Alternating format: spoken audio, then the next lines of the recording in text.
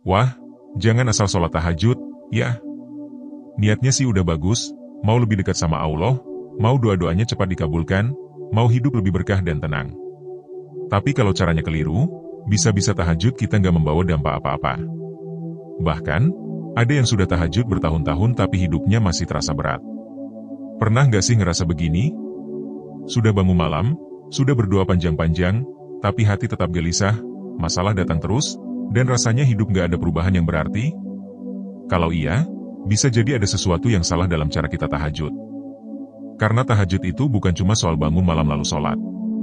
Ada adab, ada tata cara, dan ada larangan-larangan yang tanpa sadar sering kita langgar. Dan yang lebih mengejutkan lagi, banyak orang gak sadar kalau mereka selama ini melakukan kesalahan yang bikin tahajudnya kurang berkualitas. Ini bukan soal jumlah rakaat atau seberapa panjang doanya, tapi lebih ke bagaimana kita menjalani ibadah ini dengan benar. Jangan sampai, niatnya ingin mendapatkan berkah, tapi justru ada hal-hal yang bikin ibadah kita nggak maksimal. Assalamualaikum warahmatullahi wabarakatuh. Bagaimana kabarnya hari ini, sahabat ilmu langit? Semoga kalian semua dalam keadaan sehat, bahagia, dan selalu dalam lindungan Allah. Semoga segala urusan kalian dimudahkan, rezekinya dilancarkan, dan hatinya selalu dipenuhi ketenangan. Amin. Sebelum kita mulai, saya ingin mengucapkan terima kasih untuk kalian yang sudah klik video ini. Saya yakin, kalian yang ada di sini bukan kebetulan. Bisa jadi, ini adalah jawaban atas doa-doa yang selama ini kalian panjatkan. Karena dalam hidup ini, gak ada yang namanya kebetulan. Semua sudah diatur oleh Allah dengan skenario terbaiknya. Mungkin beberapa waktu belakangan ini, kalian merasa ada yang kurang dalam ibadah. Mungkin kalian sedang mencari jalan bagaimana agar bisa lebih dekat dengan Allah. Atau mungkin, ada sesuatu yang selama ini kalian harapkan, tapi belum juga terwujud. Lalu, tiba-tiba kalian melihat video ini. Seolah-olah, Allah sedang membimbing kalian untuk menemukan jawaban. Karena itu, saya ingin kalian tetap bersama sampai akhir, karena kita akan membahas sesuatu yang sangat penting. Jangan sampai ibadah yang seharusnya bisa menjadi jalan mendekatkan diri kepada Allah malah kita jalani dengan cara yang salah. Sebagai tanda bahwa kita sama-sama ingin meningkatkan kualitas ibadah kita, yuk ketik 77 di kolom komentar. Kenapa 77? Karena angka ini sering dikaitkan dengan sesuatu yang istimewa. Ada 7 lapis langit, 7 hari dalam seminggu, dan masih banyak lagi keistimewaan angka 7 dalam Islam. Jadi, kalau kalian benar-benar ingin tahajud yang lebih berkualitas, langsung tulis 77 di komentar sekarang juga. Kita lihat, siapa saja yang punya tekad untuk memperbaiki ibadahnya. Oke, sekarang kita masuk ke pembahasan utama. Kita akan membahas 7 larangan dalam sholat tahajud yang sering dilakukan banyak orang tanpa disadari. Jangan sampai kita terus mengulang kesalahan yang sama, hanya karena kita nggak tahu. Yuk, kita bahas satu persatu supaya tahajud kita semakin berkah dan semakin mendekatkan kita kepada Allah. Oke, kita langsung masuk ke pembahasan utama. Inilah 7 larangan dalam sholat tahajud yang sering dilakukan banyak orang tanpa disadari. Jangan sampai ibadah yang seharusnya jadi jalan mendekatkan diri kepada Allah malah dilakukan dengan cara yang salah. 1. Tidur terlalu larut dan sulit bangun tahajud. Banyak orang berniat tahajud, tapi seringkali gagal bangun karena tidurnya terlalu larut. Padahal, tubuh juga butuh istirahat yang cukup supaya bisa bangun dengan segar untuk beribadah di sepertiga malam terakhir. Sebagian orang begadang untuk hal-hal yang kurang bermanfaat, entah itu scrolling media sosial, nonton film sampai tengah malam, atau ngobrol panjang tanpa tujuan yang jelas. Lalu, ketika alarm berbunyi, tubuh terlalu lelah untuk bangun, akhirnya tahajud terlewatkan. Kalaupun bisa bangun, rasanya masih sangat mengantuk, sehingga syalatnya dilakukan dengan setengah sadar. Bahkan, ada yang baru selesai wudhu, duduk sebentar, malah ketiduran lagi. Ini jelas bukan kondisi yang ideal untuk tahajud. Jadi, kalau ingin konsisten dalam sholat tahajud, tidurlah lebih awal. Rasulullah sendiri selalu menjaga pola tidur beliau agar bisa bangun di sepertiga malam dengan segar. Kurangi aktivitas yang tidak penting di malam hari, dan niatkan tidur lebih awal agar mudah bangun untuk tahajud. 2. Bangun terlambat dan kehabisan waktu tahajud. Salah satu kesalahan yang sering terjadi adalah bangun terlalu mepet dengan waktu subuh. Ada yang bangun 10 menit sebelum adzan subuh, buru-buru sholat tahajud, lalu langsung masuk ke subuh. Padahal, tahajud itu sebaiknya dilakukan di sepertiga malam terakhir, bukan di ujung waktu sebelum subuh. Kenapa? Karena waktu sepertiga malam terakhir adalah saat yang paling mustajab untuk berdoa. Rasulullah bersabda bahwa di waktu tersebut, Allah turun ke langit dunia dan mengabulkan doa-doa hambanya yang bersungguh-sungguh. Jadi, kalau ingin mendapatkan manfaat maksimal dari tahajud, jangan bangun terlalu mepet. Setidaknya bangun 30-40 menit sebelum subuh, agar bisa sholat dengan tenang dan sempat berdoa dengan khusyuk. 3. Sholat dengan terburu-buru. Pernah lihat orang tahajud yang syalatnya seperti dikejar waktu? Ruku dan sujudnya hanya sekilas, bacaannya cepat, dan selesai dalam hitungan menit. Tahajud bukan hanya soal jumlah rakaat, tapi soal bagaimana kita benar-benar menikmati ibadah ini.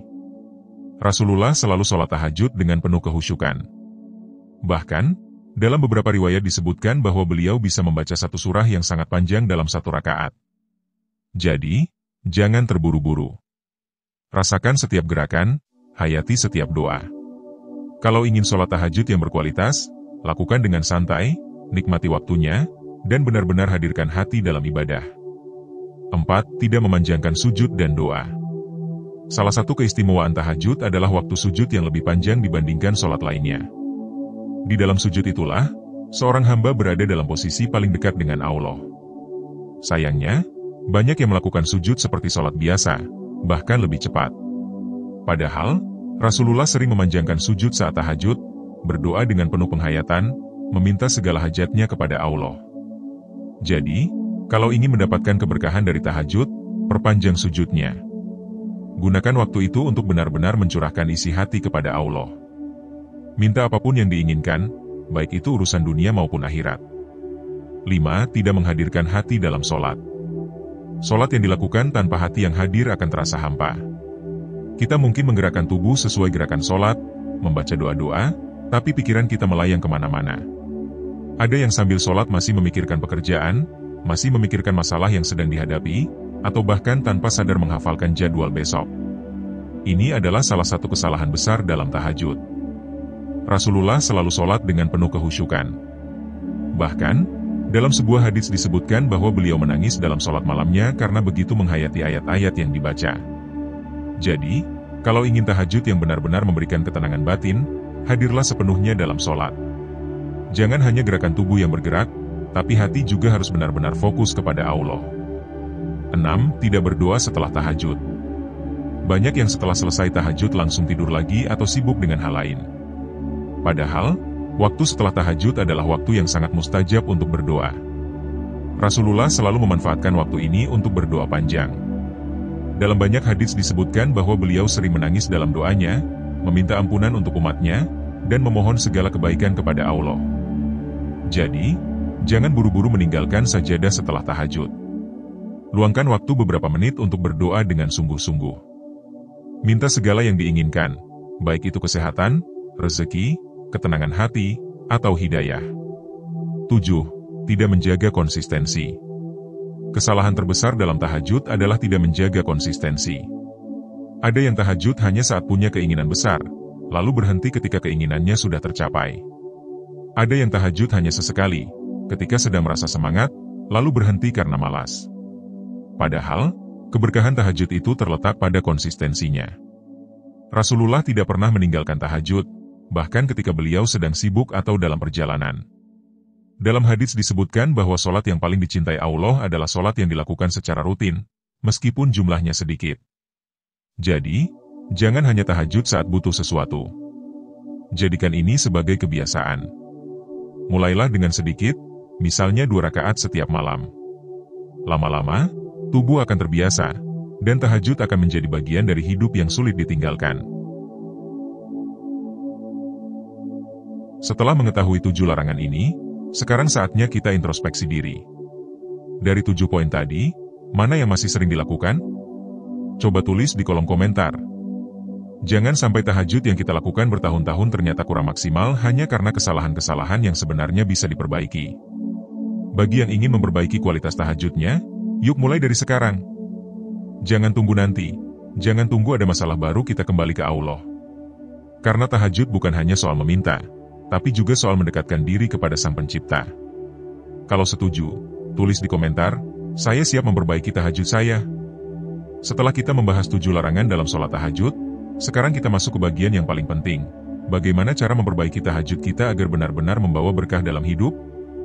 Karena percuma tahu kesalahannya, kalau kita nggak segera memperbaiki. Sholat tahajud itu bukan sekadar ibadah sunnah biasa.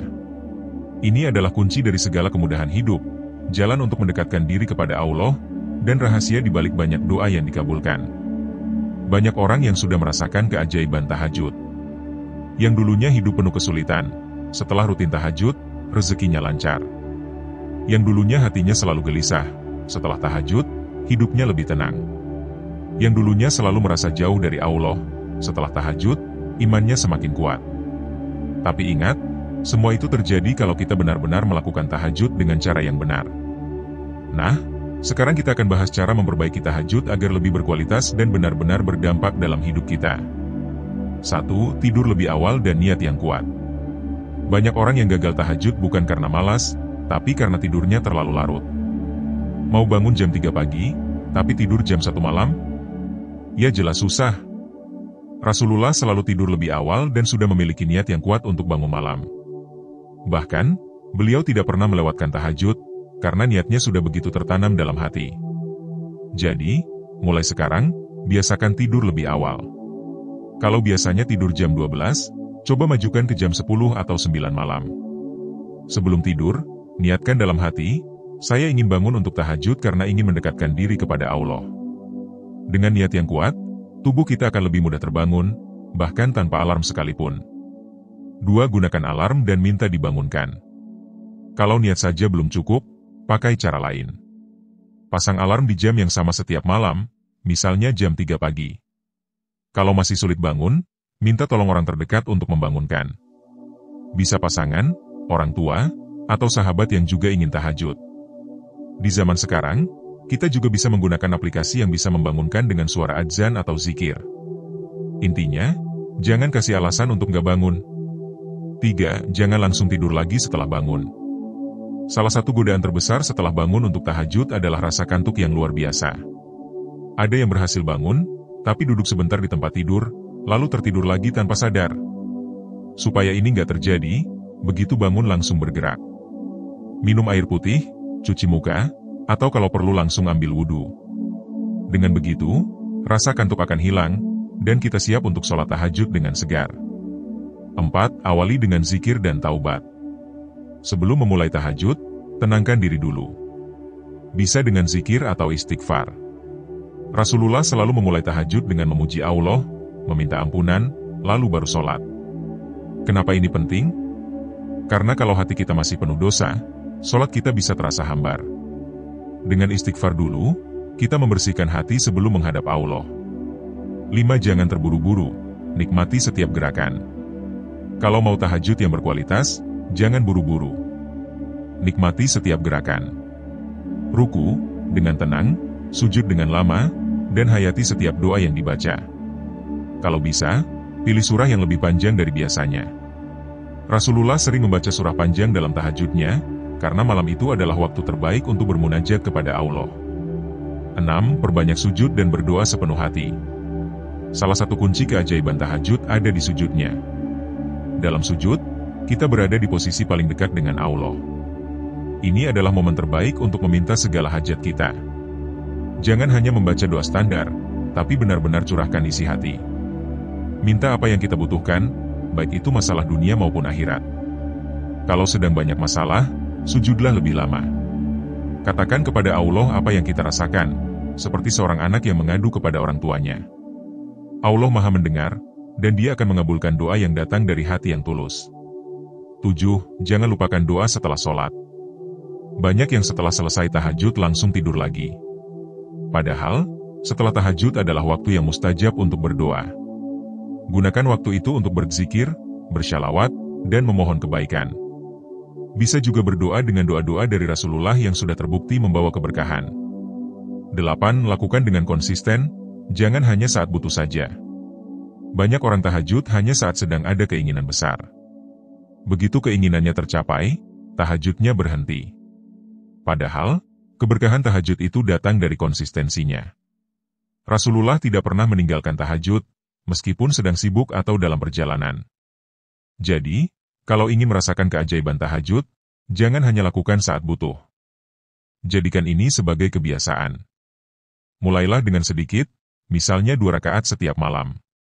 Lama-lama, tubuh akan terbiasa, dan tahajud akan menjadi bagian dari hidup kita. 9. Jangan mengeluh jika doa belum dikabulkan. Salah satu ujian dalam tahajud adalah kesabaran dalam menunggu jawaban dari Allah. Ada yang sudah tahajud berbulan-bulan, tapi doanya belum juga terkabul. Kalau ini terjadi, jangan putus asa. Allah punya rencana terbaik untuk kita. Bisa jadi, doa kita belum dikabulkan karena waktunya belum tepat. Atau bisa juga, Allah ingin menguji sejauh mana kesungguhan kita dalam mendekat kepadanya. Jangan berhenti hanya karena belum melihat hasilnya. Teruskan tahajud, karena setiap sujud dan doa kita pasti akan membawa kebaikan, meskipun kita belum menyadarinya sekarang. 10. Rasakan perubahan dalam hidup. Setelah rutin tahajud, coba lihat perubahan dalam hidup. Rasakan bagaimana hati lebih tenang, bagaimana rezeki terasa lebih lancar, dan bagaimana hidup terasa lebih ringan. Allah tidak pernah ingkar janji. Barang siapa yang mendekat kepadanya di sepertiga malam, pasti akan mendapatkan keberkahan yang luar biasa. Sekarang, saatnya kita semua bertindak. Jangan hanya dengar dan tahu, tapi benar-benar lakukan. Mulailah dari malam ini. Jangan tunda, jangan cari alasan. Kalau kamu benar-benar siap untuk memperbaiki tahajud dan merasakan keberkahannya, tulis di kolom komentar, "Saya siap menjaga tahajud saya." Semoga kita semua diberi kekuatan untuk istiqomah dalam ibadah, dan semoga tahajud kita menjadi jalan pembuka segala kebaikan dalam hidup. Amin.